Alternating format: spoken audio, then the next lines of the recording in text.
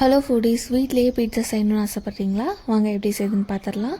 3/4 cup warm வாட்டரில் 2 teaspoon sugar, 1/2 teaspoon east போட்டு கலந்து ஒரு 5 மினிட்ஸ் அப்படியே வச்சுருங்க.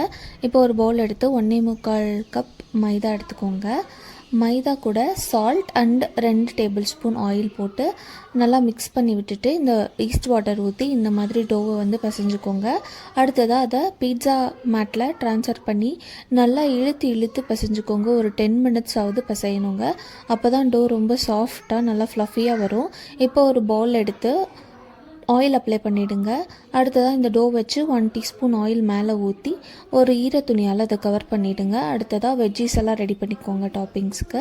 இப்போ 2 ஹவர்ஸ் கழித்து பார்த்தீங்கன்னா இந்த மாதிரி மாவு வந்து 2 மடங்கு ஆகிடும். இப்போ வந்து 230 டிகிரி செல்சியஸில் 10 மினிட்ஸ் ப்ரீ ஹீட் பண்ணிவிடுங்க ஓடிஜியை. அடுத்ததாக நீங்கள் இந்த மாவு எடுத்து ஒரு தடவை பிசைஞ்சிட்டு பீட்சா பிளேட்டில் ட்ரான்ஸ்ஃபர் பண்ணிவிடுங்க. கார்னர்ஸ் எல்லாம் கொஞ்சம் கெட்டியாக இருக்கிற மாதிரி பார்த்துக்கோங்க. அடுத்ததாக ஃபோக் எடுத்து இந்த மாதிரி எல்லா பக்கமும் குத்தி விட்டுக்கோங்க. இப்போது பீட்சா சாஸ் அப்ளை பண்ணிக்கோங்க. அடுத்ததாக சீஸ் அப்ளை பண்ணிக்கோங்க. அடுத்து என்ன வெஜ்ஜீஸ் போடுறீங்களோ அதெல்லாம் மேலே டாப்பிங் பண்ணிக்கோங்க. ஆலிவ் சேர்த்துக்கோங்க. ஆலிவ் ரொம்பவே நல்லாயிருக்குங்க. அடுத்ததாக கிரேட் பண்ண சீஸ் எடுத்து அதில் மேலே மறுபடியும் போட்டுட்டு இந்த மாதிரி அவனுக்குள்ளே வச்சுருங்க. 230 டிகிரியில் 17 மினிட்ஸுங்க. அவ்வளோதாங்க, ரொம்பவே டேஸ்ட்டான பீட்சா ரெடி ஆகிடும். செஞ்சு பார்த்துட்டு எப்படி இருக்குன்னு கமெண்ட்டில் சொல்லுங்கள். இதே மாதிரி எக்ஸைட்டிங் அண்ட் இன்ட்ரெஸ்டிங்கான வீடியோஸ்க்கு நம்ம சேனலை சப்ஸ்கிரைப் பண்ணுங்கள், ஃபாலோ பண்ணுங்கள்.